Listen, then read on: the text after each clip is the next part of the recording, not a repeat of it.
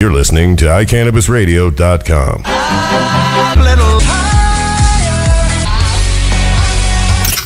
Hi there. Welcome to Monday night. I'm Georgia, and you're listening to iCannabis Radio. Today is, I don't know, I think the 19th. Is it the 19th of November? It is, yes. Yes, thank you. I'm in the studio with my producer, Chris. Hi, producer Chris. Hello. He's not mic'd, so he can't say anything. And of course, our intern / producer, Sam. What's up, Sam? He can't say anything either because I don't put mics on these folks. And then my special guest, because it is Cannabis History Lesson Night, Greg Daurer is in the studio with us. Hi, Greg. Hello, how are you doing tonight, Georgia? I'm really well. Thank you so much. You know, I kind of love November in Colorado. We have the real Indian summer. Well, I shouldn't say the real Indian summer. I don't know what that means exactly. Other than we always have beautiful, beautiful falls. And today it was 60 degrees. That's and right. Tomorrow it's going to be almost 70 degrees. Now we'll probably get a horrible blizzard the week after Thanksgiving or something. But in the interim, it's pretty darn nice. I know. We're all hoping for snow. Chris went snowboarding up at Keystone, and I haven't been yet. So it just seems hard. It's like the spring for me. When it's beautiful here, it's hard to think that you should get in your car and just drive, an hour away, and you'll be in snow. It's just, yeah. In spring still. Yeah, exactly. In our version of spring. Our spring in the fall. A fun night for us tonight, of course. We have some news, and then Greg is going to talk about some Denver history, some Denver cannabis history, and someone that was kind of significant in my world. In Greg's world. And we know that Greg's world is a pretty cool place It's intersected with a lot of other people's world in the cannabis field, you might say. Yes. You know, I still can't quite get to the place that here we are again on the 19th of November in 2012, and our world has changed radically in the past couple of weeks since the election. I mean, it is so interesting to think that, here we are in a state that just decriminalized possession of 1 ounce of marijuana or less and allows for grow of up to 6 plants for adults age 21 and above. I mean, that is I just keep saying it to myself, and I just keep kind of getting surprised. It's shocking to me, and I've been waiting for this moment for a long time. I know. I mean, we were together at Castleman's where the Amendment 64 election results party was happening. Chris Rosales didn't bother to show up, despite you did? After the show. Oh, I must have been in bed. You know me. He did. I saw him there. Oh, good. Thank you. I can verify this. Chris, you and I have such different schedules. We got to figure out how to make this work at some point. Daytime, nighttime. The sun goes down, and so do I. But so we were at this event, and actually, I mean, I had been obsessively watching the results for the presidential election on my phone, which was dumb. I mean, there was really no reason to watch. Because there was no way Gary Johnson was going to win. No, Gary Johnson wasn't going to win, and you know better than to if you're looking for a Democratic candidate, you know better than to get it excited or worried when the East Coast starts to shut down, because those are typically smaller states that are typically red states. Could be, but you do have New York and New Jersey in there. You do. So we were watching the results. The piddly little New England states we're talking about. That's right. Yeah. Those useless little 4 and 6 electoral votes. That's right. I was born in one, so I don't mind saying that. Yes, my husband's from 2, so I don't mind saying it either. Although Vermont was so blue that they called the election for Obama and gave, I think they get 0.5 electoral votes in Vermont or something. They called it like 5 minutes after the election was over. But so we had already seen before people knew at the event that the Denver Post had called Amendment 64 in favor, that it had passed. And we were all excited, and everyone was jumping around, and the news was there, and reporters were reporting news, and and it was exciting, and it was really exciting. And I was like, wow, this is great. Everyone worked so diligently and so hard. And the will of the people is that people should not be prosecuted or arrested for minor possession of marijuana. Fantastic. But it took, or is still taking time for it to really sink in. It has been so ingrained. I mean, it made me kind of understand when people struggle with getting past the reefer madness. When information is so ingrained in you, when you're so accustomed to thinking a certain way, and then you have to take a pretty significant left turn, and it takes a while to get to the place where you're like, wow, this has really changed. And I'm not sure, has it sunk in for you? I mean, you've been doing this far longer than I, and have been passionate about this issue for ages. Has it sunk in for you? It's sinking in. It's a process, the process of sinking in. And I'm sinking in, and it's sinking in. And it's just incredible. What I could have only dreamed of happened, not just the sense that it passed, but that it passed with more votes than President Obama received in Colorado. I mean, that's a significant statement, I feel. And really, the 1,200,000 plus people voted in favor of marijuana in the state, and trying a new approach, very avant-garde, point. We're really running point on the legalization thing for the nation right now, Washington State and Colorado. All eyes are here, and it's causing significant ripples internationally. That's what's so interesting to see as well. Of course, could suspect that it might, but to actually see it in the news and what the repercussions are throughout the Latin American world, or from the UN, or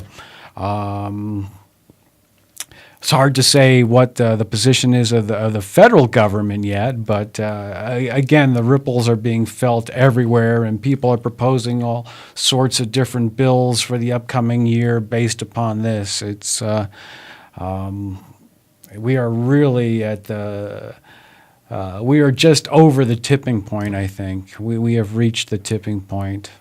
I couldn't agree more. It's interesting. I mean, both Colorado and Washington State have done an amazing thing, but they also have to mind their P's and Q's. Absolutely. I mean,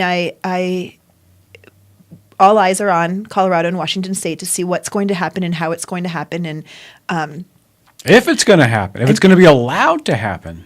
Well, I mean, my guess is, I mean, as soon as the governor in Colorado certifies the election, right, then things will happen. Whether or not it's changed forever. It's at changed that forever. point, at least for the point of Coloradans, because the law mostly will stand on the books in Colorado, and what's going to happen as far as a licensed cannabis market really depends on the Obama administration. Yeah, it's so interesting. But part of the way that it's helping to sink in for me is that pretty quickly in Washington State, the two largest counties, they dismissed minor possession charges. And that's happened in Colorado too. Boulder's DA dismissed cases, and Denver has followed. Right. Boulder's lead and dismissed simple possession charges for those 21 and above who possess less than an ounce. Unfortunately, the enemy of cannabis, Ken Buck, Weld County DA, who is a vocal opponent of Amendment 64, as well as kind of any civil rights that any person could possibly have, in my opinion. He said that his office... Anything to do with your own body. Anything Ken Buck's wants his say in it. He does. He thinks it appears to me that he thinks that he should have a say in all of these things. But he says that his office still intends to prosecute cases that were crimes at the time that they occurred. And that he says, quote, accordingly, we will not be dismissing existing marijuana possession cases, but more importantly, our office prosecutes low-level possession cases to get drug users help with their addictions. Right. That practice will continue until the state law changes. So Boulder and Denver went ahead and were proactive. They said, we're not going to spend the taxpayers' money and our precious time prosecuting these cases that are now not cases, or they will be as soon as the law is ratified by the governor. But Ken Buck is deciding that he is going to spend the taxpayer dollars on these low-level crimes. I mean, it is ridiculous. In Weld County, for those of you outside of Colorado, is Greeley is the largest town in Weld County. It's a really rural farming community. University of Northern Colorado is in Greeley. There's significant cattle. Slaughterhouses. It's known for slaughterhouses. These are hardworking people who work hard for their dollars, and they should expect their government to do the same, which doesn't include pissant little possession charges that if the person were to do it in February, it wouldn't be against the law any longer. Yeah. I mean, I really pity Ken Buck. He is so terribly controlling, and has decided that he is going to interpret his role as the DA in Weld County in such a stringent manner. I mean, if I was a taxpayer in Weld County, I would, whether I was pro cannabis or not, I would be so irate that was what our tax dollars were being spent on, and I'm still irate. Well, he's not just the DA; he was the public face early on of the anti-64 crowd, and it just fits in line with all that as well. Well, it's so unfortunate.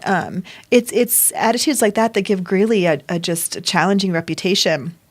It has potential to be. I mean, it's a large area. I mean, it's beautiful country, and while Ken Buck he can't follow the intelligent move of Denver and Boulder, I'm so terribly disappointed. I'm so terribly disappointed. So, just a shout out to you, Ken. Thanks for all your help. Love the taxpayers. We appreciate so very much your waste of time. I can't remember if Weld County voted in favor of Amendment 64 overwhelmingly or not. I don't have the map in front of me, but the north-south corridor was pretty well shaded for Amendment 64. I don't know exactly where. Well, there have been a lot of farmers over the years in that county, Weld County, that have been very educated about hemp, at least. I'm sure a lot of them voted in favor of Amendment 64 for that very reason, and I hope something comes of it someday. Well, I hope it does too. And this alone, I mean, just the fact that folks who were really committing what was a victimless crime and should never have been a crime are going to be free to go, and that's wonderful. I don't have the numbers on me right now as to how many this is. In fact, at the point in time that this was released, they hadn't gone through the number of cases. Well, it's interesting. In Washington State, those two counties, King, which Seattle's part of, and another one, they announced that within like a couple days of the election. It took us about a week, Boulder and then Denver, to do the same. Not particularly surprising that Stan Garnett would say... No, not Boulder, Colorado. Right. Yeah, although he's prosecuted marijuana cases, attempted to, that maybe he shouldn't have had over the years, but he's learned a lot too, and we certainly supported him as a more sane choice for Attorney General. I wish he would have gotten the nod, but me too. And then a handful of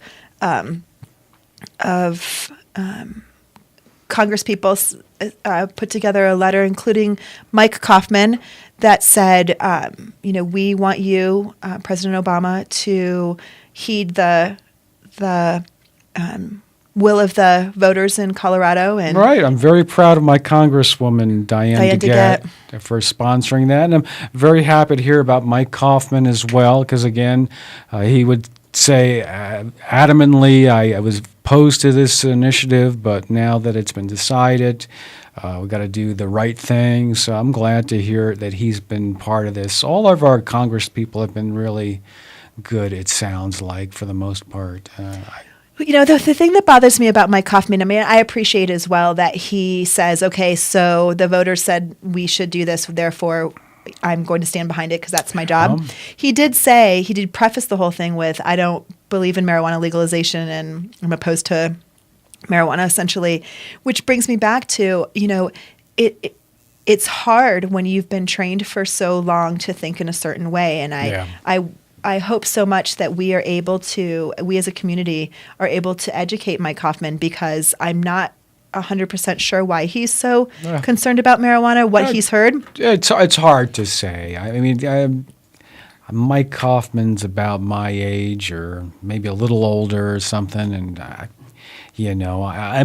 would be surprised if he didn't know. I hope what we're able to do makes him more comfortable and maybe explicating what's already, basic common knowledge that. But I think so many people. Alcohol is more dangerous than cannabis. All that stuff. I hope you're right. We're going to take a quick break and we're going to continue this a little bit, and then we've got a few other news pieces before Greg gets into his cannabis history lesson. Does that sound okay, Producer Chris? You're drawing a beautiful picture over there. It looks just like me. You're a talented man. Our show tonight is always brought to you by our wonderful friends at Nodo Urban Garden Supply. As Amendment 64 passes, more and more people are going to have the ability and desire to grow their own plants, which is wonderful.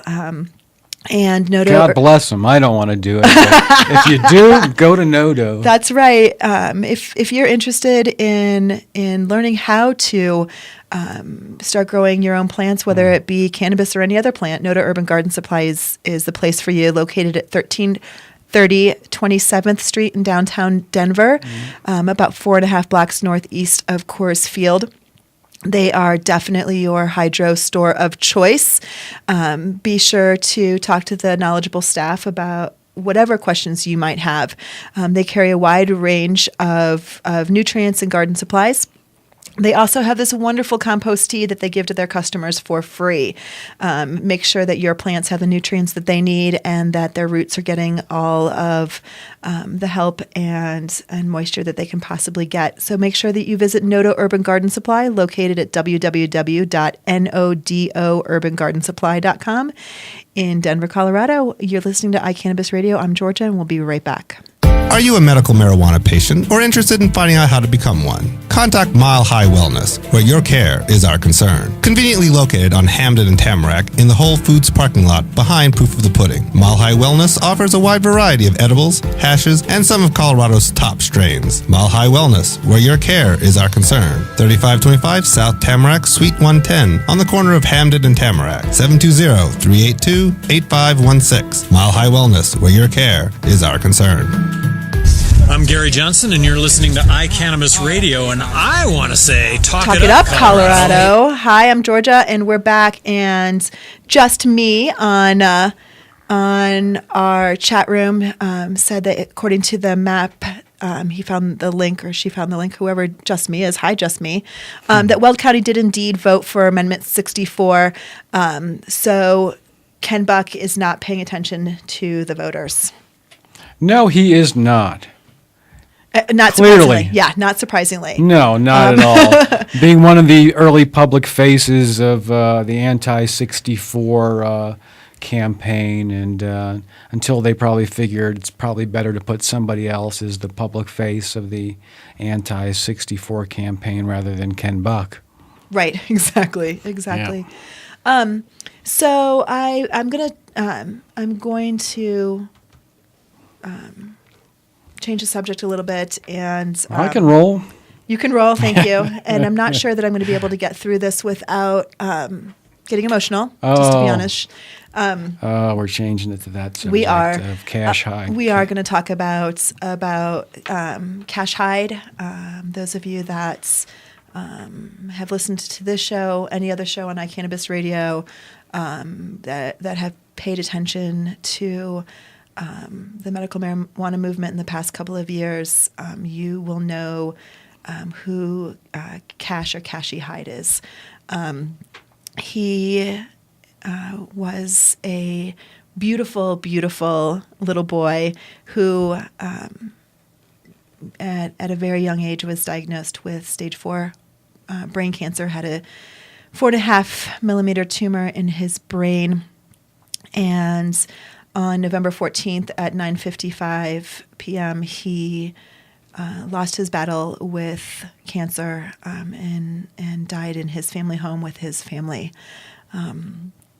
Cash Hyde became the face of not just of hope, of knowledge that this plant has amazing medical benefits, but of the fact that the face of a family who, and many families who want to find an alternative or in addition to traditional Western medicine and want to find something else to be able to help their children who are suffering some horrible, debilitating, diseases and situations. And the Hyde family were very proactive with their use of medical marijuana for cash. They went through the traditional route, and Cashy got really sick from the chemotherapy. He was just a little toddler. It's not surprising. As much as chemotherapy kills cancer cells, it also kills healthy cells. And when your body is just trying to grow, it's a challenge. And so Cashy's family was able to supply him with cannabis in different forms to be able to help alleviate some of the horrible side effects of the chemotherapy and also potentially reduce the size of his tumor. And Cash was in remission. Unfortunately, during all of this, Montana had a radical change in their medical marijuana laws, and Cash's dad was no longer able to grow the amounts of medicine that he needed to maintain a therapeutic level for Cashy, or what they had come to see as a therapeutic level for Cashy, and there it was over 2 months that he didn't have his medicine. So pretty devastating. This family, I mean, I only know the family through interviewing them and, of course, seeing them on Facebook. Stickman from Overgrow the Radio had become very close to the family. Lots of people knew them personally. These folks, I mean, I interviewed Mike a couple of times, Cash's dad. Most upbeat, positive, loving folks. I mean, just amazing. And in fact, they started the Cash Hyde Foundation, which can be found at Cash Hyde, CASHHYDE Foundation.com.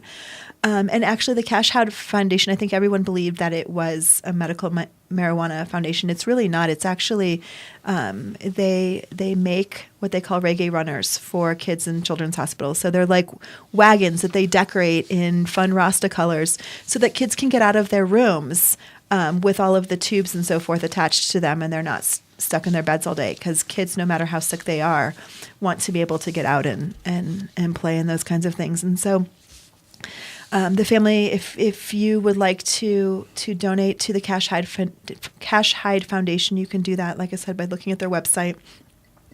If you're in the local Denver area, there will be a fundraiser for the Cash Hyde Foundation on December 19th in Castleman's. They'll be doing raffles and things like that. So anyone who wants to show up, please do. We'll get more information as more information is out there. There's also a balloon release on Saturday, November 24th in Colorado Springs at 3 p.m. Mountain Time. If you don't live in Colorado Springs, then feel free to release balloons at that time for wherever you are. Cash Hyde will always be remembered as an amazing child who touched many people in the short time that he was alive. And so our hearts and thoughts and prayers go out to the Hyde family, and we appreciate all that you have done, certainly. So, I did it without crying. It's amazing. They're an amazing family. So a couple other things. We're gonna move on to something that's not gonna make me cry at all, which is medical marijuana in New Jersey. Actually, that's not entirely true. It could potentially make me cry. I don't understand exactly how the governor in New Jersey thinks. I just don't get it. You have people who vote for something, and you do everything in your power to stonewall that. I don't know how that's okay. I just don't know how that's okay. Let's see. By voting for you, that means we hired you to do a job. I mean, that's what your vote means. And a bunch of people vote together and they decide we have hired you. Therefore, you do what we ask you to do, right? That's what happens when somebody works for you. You set out some parameters of what the job is, and they're supposed to do it. Governor Christie? Well, Christie believes that, you're not hiring a manager, you're hiring a boss. So he wants to be able to, boss around a little bit. That's very true. That's very true. But even the boss has a boss, or a board of bosses in this case. Yeah. And it's just fascinating to me. It's just fascinating to me. However, New Jersey is inching towards a little bit of medical marijuana freedom. Right. Inching towards it. It looks like they finally might be opening one of their first dispensaries, and it's in one of the more upscale counties in the state. Yes, I think. Exactly. I think what's hard is that people don't. These aren't the most populated parts of New Jersey, and so in order to purchase medical marijuana, you're going to have to travel a distance. You're going to have to do that. And they, the doctors have to go through lots of hoops. They have to register themselves in order to recommend medical marijuana, which is just kind of an interesting requirement. And then there are a lot of requirements for a physician to be able to sign that recommendation. Some of the qualifications for the program include a lengthy patient and doctor relationship, not shorter than at least 4 visits, and a diagnosis of one of the approved debilitating medical conditions, such as MS or muscular dystrophy or terminal cancer. And while progress is happening, I mean, it's still a struggle. The doctors are saying that they don't know, the patients don't know what it takes to become a medical marijuana patient. Right. Hey, we've just found out you've had terminal cancer. Marijuana could help you, but first you got to come back to me three more times. And you can't just have cancer. You have to be either terminal and or have something leading to a diagnosis of wasting syndrome. So New Jersey put out a Q&A regarding, NJ.com put on a Q&A about medical marijuana. And their first medical marijuana dispensary put together these questions. And the first one is, how do I know whether or not I qualify? Great question. And the answer is you must be a New Jersey resident.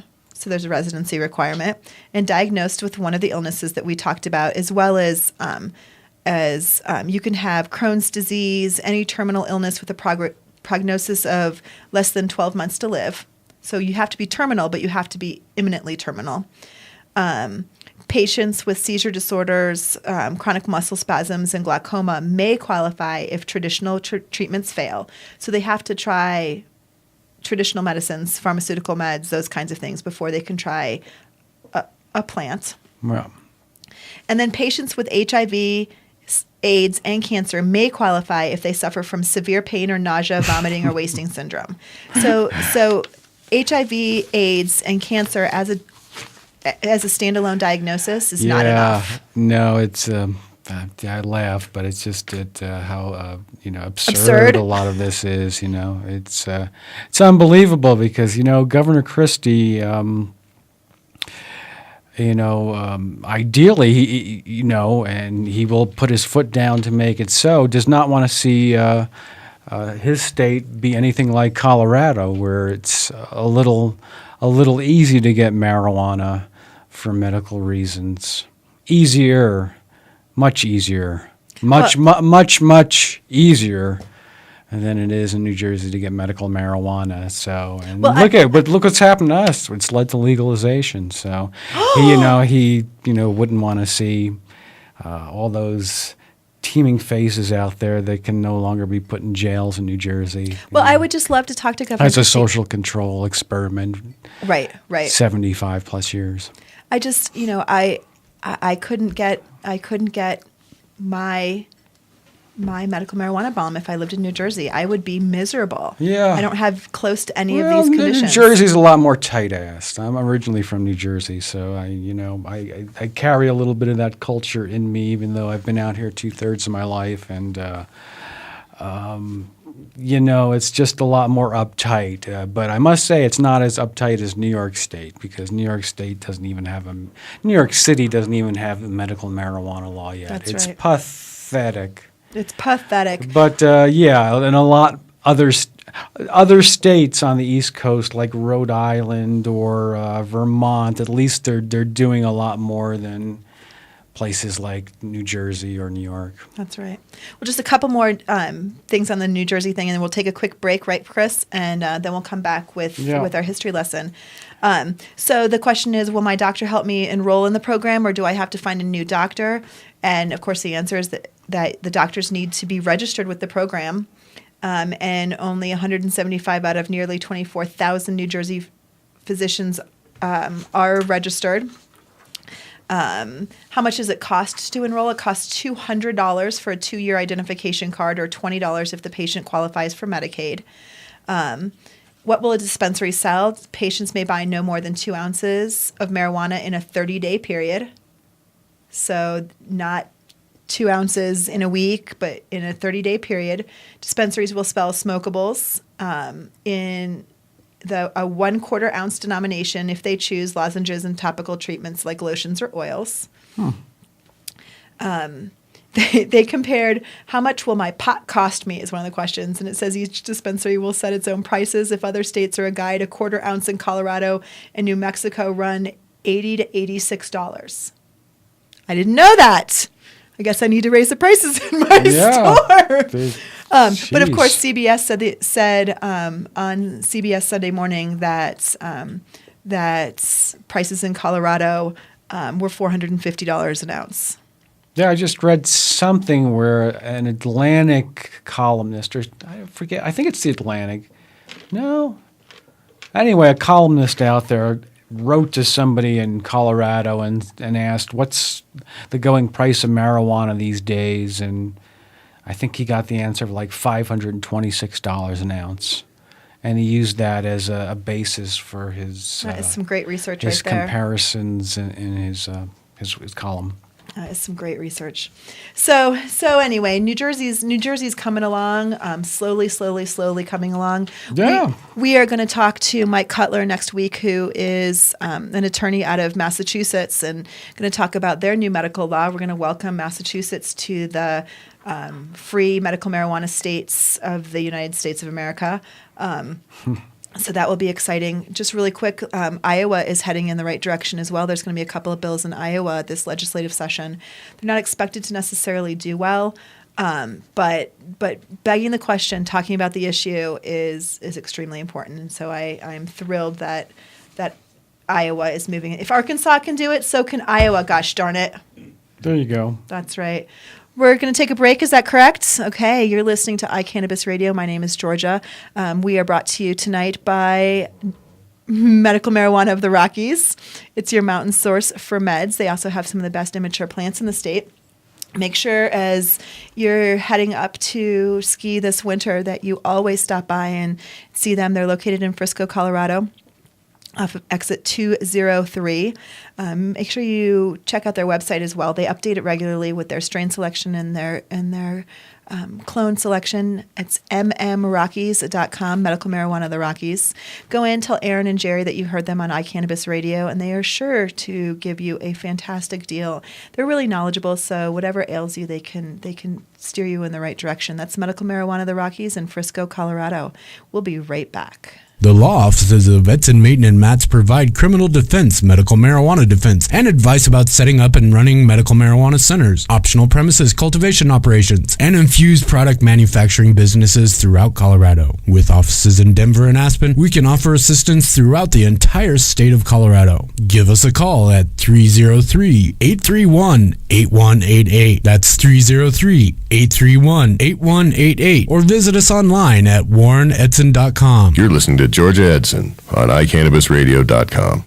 Welcome back. Welcome back. I'm Georgia. Thanks so much for listening tonight on iCannabis Radio.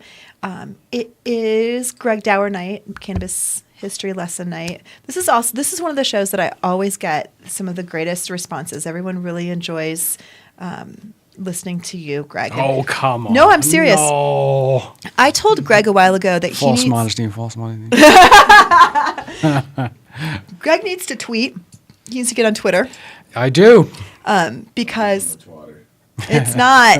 It's fun.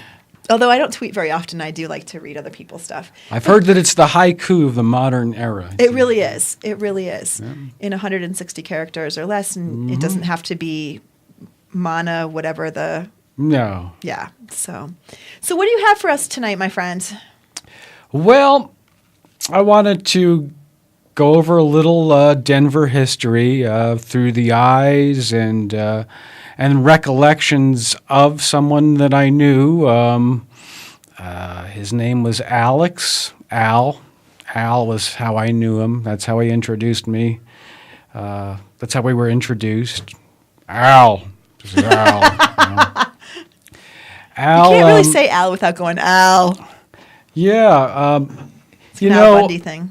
We reached a historical turning point in Colorado, about a week ago with the election and the legalization of marijuana, quote unquote, in this great state of ours. And it was a long time coming. And Colorado, as we've talked about in the past, has had a long history with marijuana.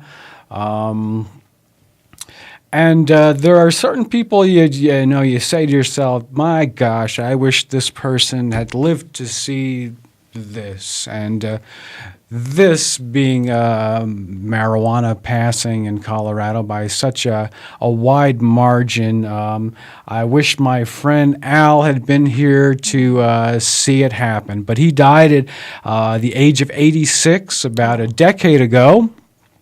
And I guess I should mention how I ran into Al. I helped found a chapter of Normal Colorado back in the early 90s. It was about 92 with my friend Mark Culverhouse. And we used to, we didn't have computer access at the time, so you couldn't go on and research facts. So one way people did things was to, at least the way we did it, was to put information on telephone, have a bunch of pre-recorded messages. People could call this line and learn more about marijuana. And they could leave a message if they wanted to, so there would be stuff about the health and laws in Colorado and stuff that we felt was important to know. And I'd researched as well, as I've come in here before and shown and talked about these old articles, the reefer racism of the 30s and 40s, all the way up to the present day, shall we say. But I always wished reading these articles when after I first researched them at the library, found all the references and looked them up and took them off the microfilm back in those days, that there was some connection that I could talk The boys to. in here have no idea what microfilm is. Oh, They're just like, geez. what? Go to the What is library. that? They'll show you. I know microfilm. You do. Microfilm, Liar. microfiche. Microfiche. Oh, my God. It is how you looked at old newspapers. Yeah, you do the roll, the scrolls. I don't give you enough of the credit. I print. apologize. It's like it's like photographic negatives, but it had all the newspaper history on there of all their issues. So I always wish I'd been able to speak to somebody from back then, and got this call one day on the normal Colorado answering phone saying, keep up the good work, looking forward to legalization one day. If you want to talk sometime, he left a number, so I called the guy back and spoke with him, and it was fascinating because he told me he was in his 70s. I think he was about 75 at the time, and we met up, and by gosh, if this 75-year-old guy didn't like to smoke marijuana, that's for sure. And he's been smoking since he was a young man, and that goes back to the 30s in Denver. And it was very available at the time, up and down Larimer Street, like they used to say. There were a lot of Mexican dealers at the time who were selling to people. It was part of the Mexican culture that come up north, and a lot of people in Denver tapped into it. It was also seen as a foreign culture at that time and very scary to the power structures. Any kind of non-temperance, whether alcohol or cannabis, was very scary to the powers that be. You got to remember that in the 20s, and not just in Denver, but throughout the country, smaller cities trying to find their identity, a lot of them latched onto the Ku Klux Klan, and they were very big here at that time, and took up very powerful roles in local government. So Al Rahudis was a Greek fella. His family was from Greece. His father was a barber. It was during the Depression. He had a barber shop somewhere off of Larimer, somewhere around there, and basically was a small businessman from non-traditional European background for this area. So the Klan burned a cross on their lawn, is what Al always said to me. Wow. So he had that growing up, and basically he grew up with a lot of different ethnic groups, and police always said, don't hang around with the Mexicans if you don't want to get in trouble, basically. And, it was a mixed neighborhood, and everybody hung out together. I'm sorry. But this is My true. producer's laughing his ass off. Well, this it's actually the way things were. That's what the police would say to this guy. Unfortunately, they still say that. Yeah. Yeah. So Al did, and his brothers did. He had a couple brothers, and they all got in trouble for numerous things. It was the Depression. It was hard to come by a buck. They were hard scrabblers. They didn't always follow the letter of the law, and they would go to prison for that. But oftentimes to be arrested for vagrancy. You could stand on a corner. The police didn't like the way you were looking, and that you were just standing there, and they would arrest you for vagrancy. And Ken Buck would prosecute. Yeah, exactly. Yes. Al claimed he was arrested like 27 times in his youth for stuff like Really? that. But his brothers were arrested shortly after the major 1937 federal legislation against marijuana. In December, his brothers George and Nick were both arrested. Wow. George was considered a recidivist, a long-time criminal. So he was actually deported back to Greece. I don't know if he knew anybody there even, Wow. Maybe there was some family there. I'm sure he could speak a little bit of Greek, but Was he born here? I'm not even sure about. Okay. But I think he was deported. Al said he fought in the resistance in Greece against the Nazis. That's what Al had told me. Al got in trouble in 1941 selling pot to an undercover agent. Oh, and Al. he Oh, got Al. like a couple years, maybe more, in Leavenworth, Kansas, federal penitentiary. Wow. Shipped out of state to Leavenworth. And Wow. he wanted to participate in World War II as soon as it started, but they wouldn't let him out of prison even to do that. And the doctor said that his marijuana use kept him from being able to contribute even militarily to the benefit of our country. Wow. Al did eventually wind up, I think he might have been still a prisoner at the time or shortly afterwards, up in Alaska working on the Alaskan Highway. But Al would tell me stories about copping weed in Denver. His favorite weed was like from the 30s or 40s. It was purple.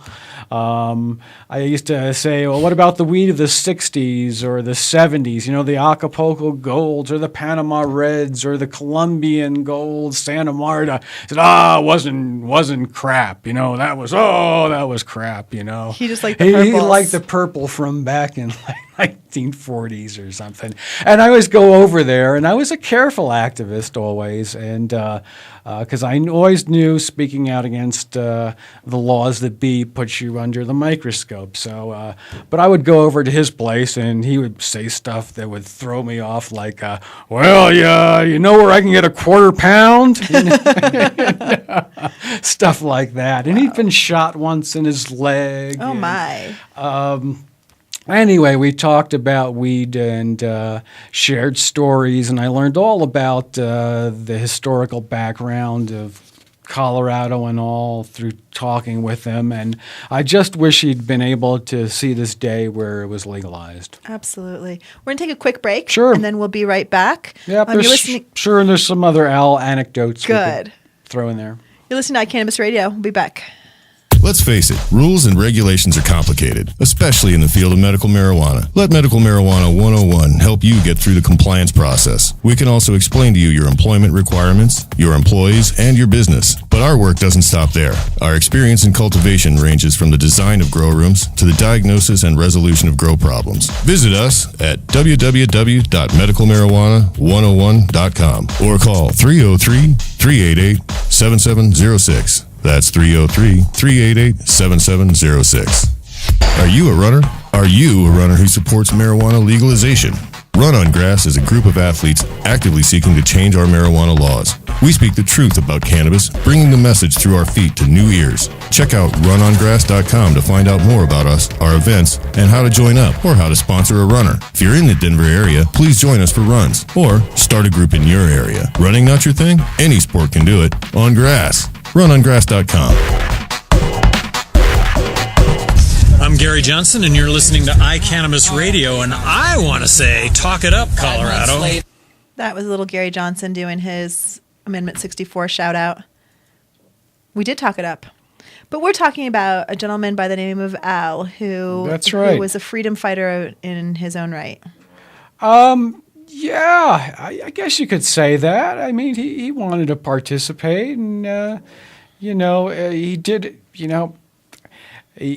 He was fighting for his freedom to smoke a little weed every now and then. He claims that even when he was thrown in jail, he had a friend who was on the Denver Police Department who brought him some in jail.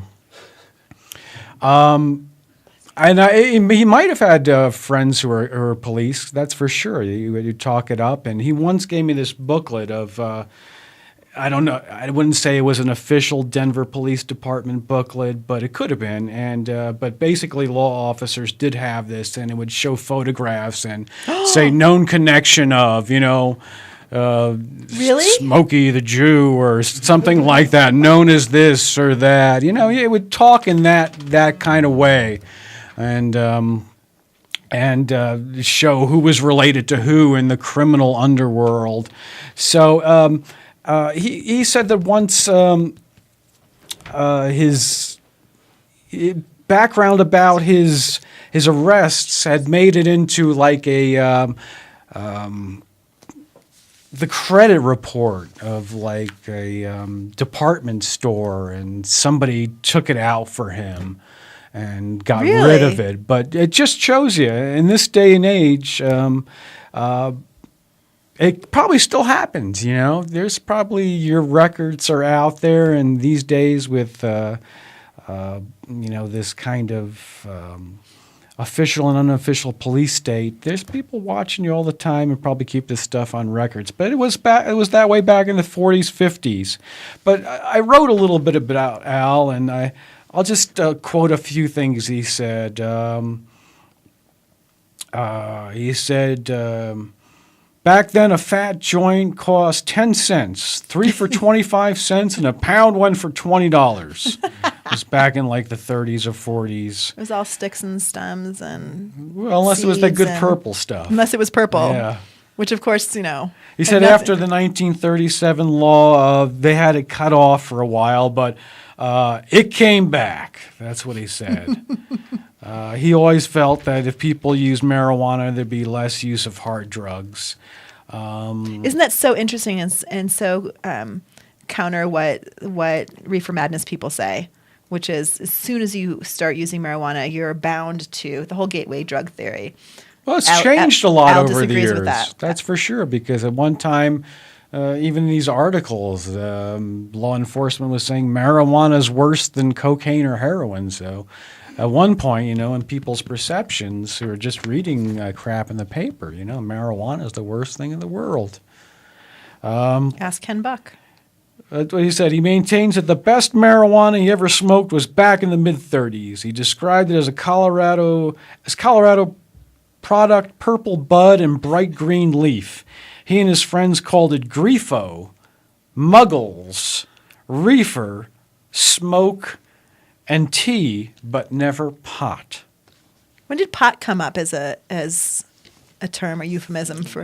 I think the 60s. Yeah? I think it came up in the 60s. Where did it come from? Maybe in the 50s even. I'm not sure. I can't say. Pataguaya or something. I want to say that it originally has some kind of Latin inference, but I'm not even sure. Darn it, Greg. Yeah, we'll have to Google it. Oh, that Google, out that there, thing I was telling you Google about. Google is your friend. Google it. Get back to us on the message board. That's and right. If We'll you're- relate it here. Mr. X is now in his mid-70s. That's what I wrote in the early 90s. And says, there's only one thing I want to see before I die. Legalize it. I can't hardly walk sometimes. Marijuana helps my arthritis. Wow. So, well, Al, it was legalized, but at least a decade after he died. Well, he was alive when Amendment 20 passed? He did. He probably voted for it, but he died 2 years after that, and I don't think he ever had any access to medical marijuana through any, Legal. any legal means. Yeah. It wasn't until 2009 really Exactly. that there was an Exactly. explosion of medical marijuana centers and dispensaries in Colorado. Right. Oh, Al. Yeah. Well, it's for people like that. I mean, what a great story, because at the point in time that you met him, Yep. he definitely was beyond the age of the stereotype of the typical pot smoker. Exactly. And those are the kinds. He was of a senior stories- citizen. He was a senior citizen. Right. Retiree. How wonderful! How Yeah. wonderful! And how did he die? Do you remember? I don't remember exactly what it was. I did visit him in the hospital, but right now I can't remember the precise origin of his demise. But he was in his mid-80s. But yeah, he just went downhill, and when he went in the hospital, he just wasn't coming out. I was a pallbearer at his funeral. Pataguay is short for Pataguay. Pataguay, it's short for. That's where pot comes from. Marijuana leaves. Marijuana leaves, a term for it. Pataguay, P-O-T-I-G-U-I? P-O-T-I-G-U-A-Y-A. Pataguaya. Pataguaya. Guaya. Well, see, now that we have this internet thing. The Google, yeah. I know. That's why I wasn't afraid to ask, because Greg knows all this stuff. He knows, No, I just remember everything. reading it. what is the matter? Diesel's shaking. I think he has to pee. not on me. Shaky Diesel. I just love that story, Greg, as I love all of your stories, because it's so real. It was real. It was a little surreal at times. I Sitting bet. around with a guy in his 70s asking you where you could buy a quarter pound and saying he'd been busted for pot within the last 5 years of his life. He's in his 70s. Yeah, he's been, That's been thrown up again. Found him with weed he was snitched on or something, thrown up against his car by some young police officer, and That also shows. I mean, he showed you the book that showed that racial profiling. Oh, has absolutely. always been the case. Oh, yeah, absolutely. And he pointed out how he was racially profiled and the people around him in Denver. And he knew Samuel Caldwell. Really? I was going to say, all these people, all these original bust people. Samuel Caldwell was one of the first 2 people arrested. He was the dealer in this case. That was the first federal marijuana prosecution. And Wow. Sam was a drinker. He didn't really smoke marijuana, but he was selling it. It was the Depression to kind of make ends meet. Sure. But both of Sam's sons smoked, according to Al. Al knew them and could verify that. Wow. So, I mean, that's just fascinating. yeah, he described Samuel Caldwell as 5'8", gray hair, 55, no glasses. Yeah. Wow, that is just crazy. That is just crazy. Well, Denver has a sordid history with cannabis. I mean, the first federal arrest, and That's right. hopefully 1937. we have made amends with our history by passing Amendment 64. Yeah, exactly. Because Al was arrested even before going to prison in Leavenworth. He was arrested in the mid-30s when, Denver and Colorado had their own laws against marijuana. So he spent some time in jail for marijuana back then. I'm not sure how many times we need to say it on the show, but really, victimless crimes are things that shouldn't be crimes. Right. I mean, let's move on from trying to regulate every aspect of people's lives. And that's the damnedest things about this story, victimless crimes, vagrancy, or marijuana smoking. You get arrested. Prostitution. You get arrested and arrested and arrested time after time for this stuff, and you're a career criminal. Right. Because you've been arrested, 15, 20 times. And that's the way it was back in Denver in those days for a young ethnic dude.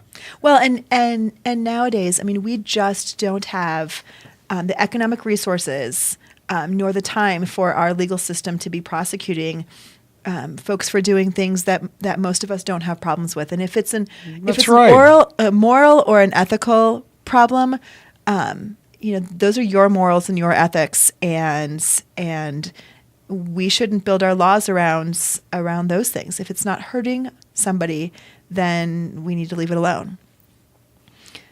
I mean, you're not going to find any argument from me. I know I'm not. Which is why it's fun to say it, because you can just say, "Yeah, Georgia, you're right." I love that. I don't get that all that often.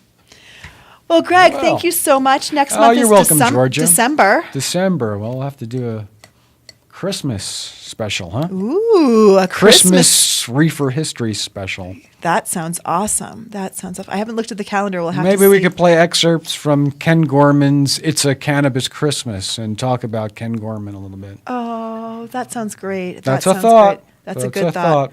That's a good thought. We will keep you posted, folks, about what our schedule will look like. The week of the Christmas holiday and the week of the New Year's holiday, we may have some weeks where we don't have shows. We might end up doing some stuff early and posting it up for you to listen to, but we'll let you know once we figure it out. Greg Daurer, as always, thank you so much. Thanks, Georgia. I love these. This is just Monday night. Cannabis Radio is a whole week. There's shows all over the place, but not this week, because this week is Thanksgiving week.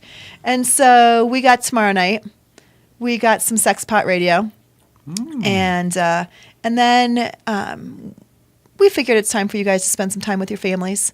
So we'll be back next Monday. And next Monday, I'm going to, as I said before, have Mike Cutler on, and we're going to talk about Massachusetts' new medical marijuana law. It's also Grow Lessons with John will be on as well.